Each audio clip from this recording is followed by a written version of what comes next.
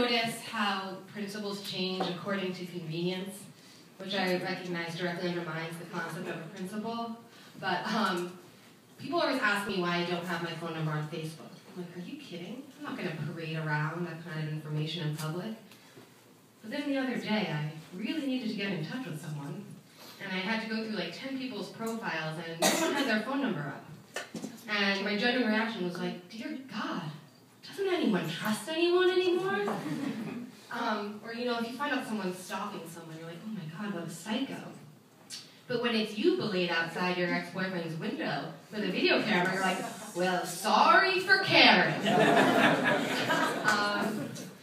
So, you know, a very important day is fast approaching for the American people, right? Only a couple of weeks away. And I hope on this day that we'll all leave our homes and make a significant decision that could really change the course of things for a long time for all of us. And the thing I love about Halloween, you know, is that there's so many great aspects of it. You know, thanks, yeah. I was going for cute. I was going for cute. No, you know, free candy, dressing up, gang initiation night. There's really nothing not to love about it.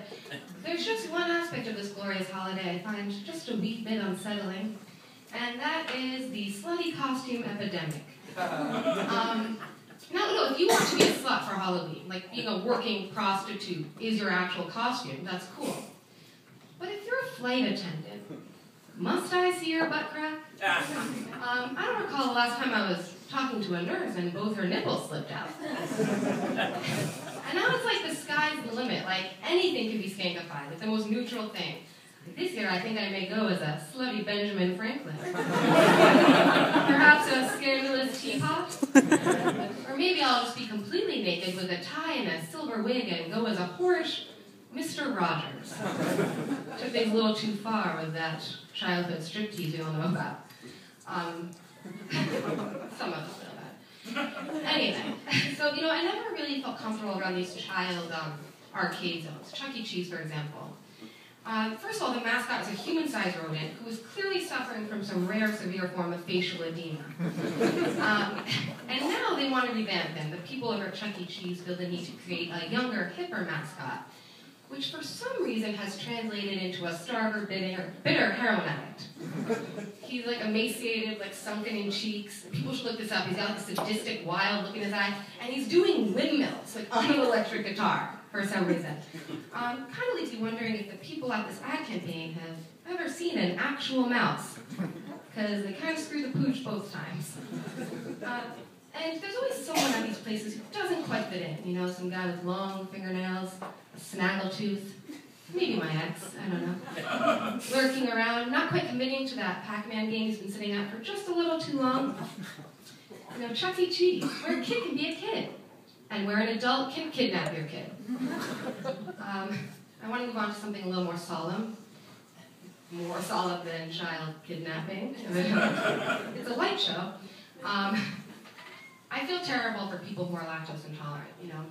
If I ever found out that I was allergic to dairy, yeah, you're nodding, sympathetically, you should be. Well, if I ever found that out about myself, I would quite frankly kill myself. And you're sure I would do it by eating a large wheel of cheese. It would be a terrible scene, you know. I would have my suicide note be written in sour cream.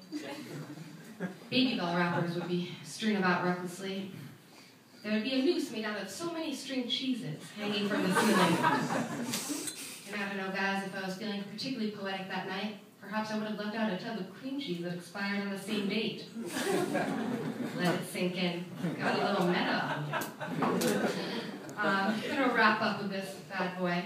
I went to the doctor a few weeks ago, and the nurse was going through some possible health problems, asking me if I was experiencing any sudden bursts of energy or quick, unexpected weight loss.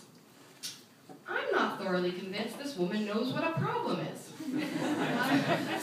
Okay, stay calm. We just want to rule out any signs of failing health, okay? Are you experiencing inexplicably clear skin? Unearned toe muscles? A sudden feeling of pep and confidence after a night of binge drinking? And any friendly men begin following you around offering you large bags of money you'd like to complain about? I know you guys have been so great. Thanks so much.